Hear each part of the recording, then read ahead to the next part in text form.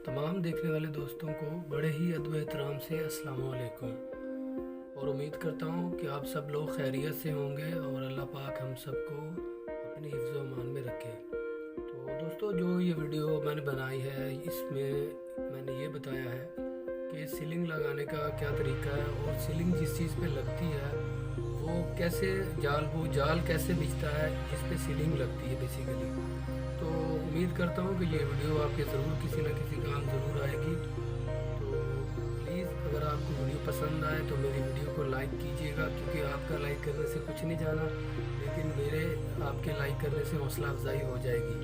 तो बहुत मेहरबानी अगर आप मेरी वीडियो को लाइक करेंगे, शेयर कीजिएगा, कमेंट कीजिएगा, और अगर आपको वीडियो पसंद आए तो मेरे चैनल को सब्सक्राइब कीजिएगा ताकि नेक्स्ट आने वाली वीडियो आप तक पहुंच सके।